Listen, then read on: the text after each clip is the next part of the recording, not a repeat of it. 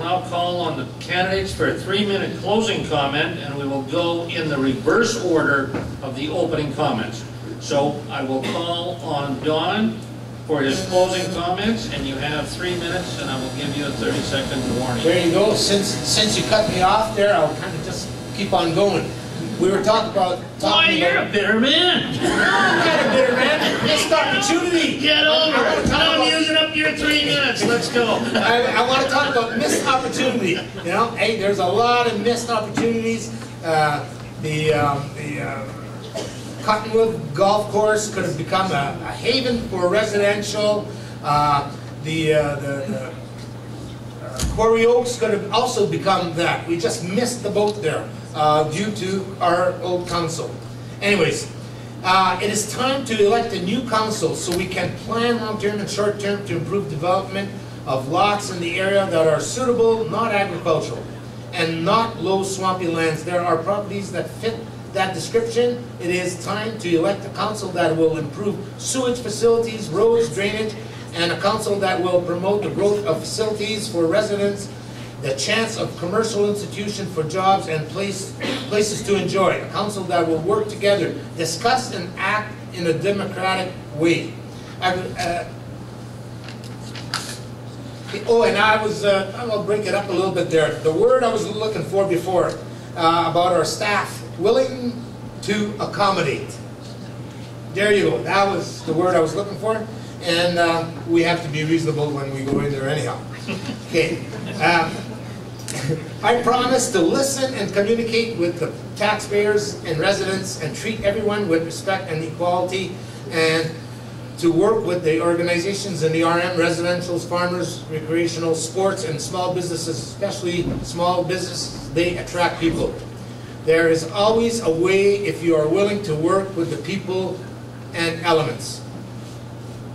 I believe I can help you and the RM just by being fair and working to better what we have already have, by listening and weighing in the needs and then making the responsible financial decision with common sense.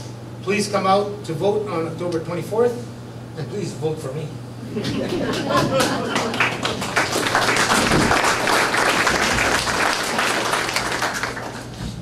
Shirley? Okay, I think this is my mic here. Yeah. Yeah. Yeah. Okay. You got one working? Yeah, it's working. Yeah. Yeah. Well, I just like reiterate what I've already been saying. I think all the things that he's just mentioned on. I mean, I think we would probably all agree on that. We want to move forward, and there are missed opportunities, that have taken place. But I always think there's another ship coming in, and we better be ready to get on it. And I want you all on it with me. I really can't say that strongly enough. I really believe in working with people. I want to, I'm a nurse practitioner by background, and it's all about listening and then going, problem solving from there. But I want to do the problem solving with you. I think each of you have something to offer in terms of skill set, perspectives. So I don't see myself as being voted as Reeve if I was fortunate enough to be so. And then I'm going to, lead on. I expect you to be there with me because that's what I believe in strongly. That's what I've done with First Nations in the past, and that really does work. It takes more work, but it does work. So I'd like to be accountable and open, and openness to, as I mentioned, these town halls, having advisory councils like youth as well as agriculture. And then the infrastructure goals, I think that we've all agreed on to this point, as well as having a development officer who will look at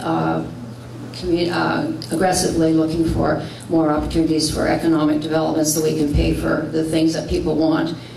I think community development, as we've mentioned, the things for richer, like a sewer system, and for the things that have been identified in Giroux as well as Paradise Village, feeling they have a lack of services. And I'm very much for, as I've said, promoting Francophone rights as well as Métis rights. And then collaboration for the next development plan is that we work together. And I believe in collaborating with Ste Anne, Steinbach, with its shared services, and so on and so forth, that we do things together. And together we can make something solid that we can continue to evolve. And I think there's a number of bylaws and ways of doing things in the past. Not everything that the old council has done is wrong by any means, but every so often you come into a situation where there needs to be things that need to be updated and made more to our needs at this current place in time. So, and that's what working with people. I don't know what people really want unless I hear from them. Thanks.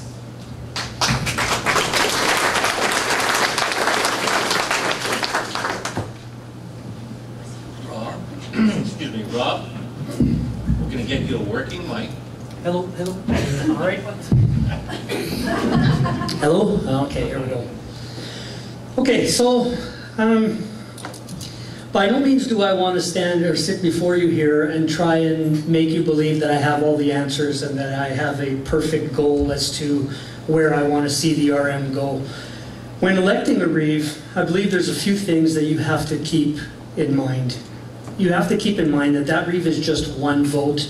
He has to be able to work with the rest of his team, the rest of his councillors. And I've proven myself at that many times over by being a captain of a fire department, by working with young people. I believe that you also have to look for sincerity and concern. I believe that you have to have trust in your Reeve that he is giving you all of the information and that he is listening to you when you're speaking, and that he is actually taking it to the table when concerns are brought to him. I also believe that motivation is a big factor. I believe that people that have been in council for too long tend to get lazy. I believe that honesty is a huge issue. I believe you have to be truthful with your client, with your people, whether it's what they want to hear or don't want to hear. You have to develop a one-on-one with as many of the people who have elected you as possible.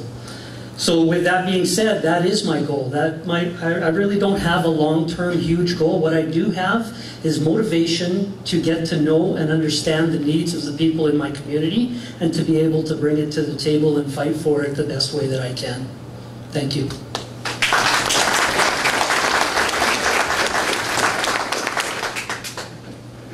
Paul? As far as what's gone on in the last 8 years, I mean, you guys have all driven the Dawson Road. You've seen a vast improvement there. You've gone through the Husky development area behind the Husky. That was done last summer. There's a lot of projects on the go. For sewerage, there's a lot of talk about sewerage. That whole development area is stuck with holding tanks, and we have acquired 3 lots adjacent to that property. We are going to be making a study on whether we could put an elaborate field system there to accommodate that holding tank system that's out there. There is an awful lot of infrastructure that can be improved upon, but let's not forget that every piece of work that gets done out there costs a lot of money. So it's still only one taxpayer out there. As many grants as you may think you can get, there's one taxpayer in the world, and we're all sitting here. So in saying that, I've been around this town, well, I'm going to tell you my age, 60 years. I think I've seen a lot of things grow. I used to know everybody and their dog. Now I don't even know their family name for half of them. It's growing that fast. But in hopes to get to work with everybody and keep the infrastructure going and keep the development happening, I think we know where we need to go. And for that, I count on your support on the 24th. Merci beaucoup.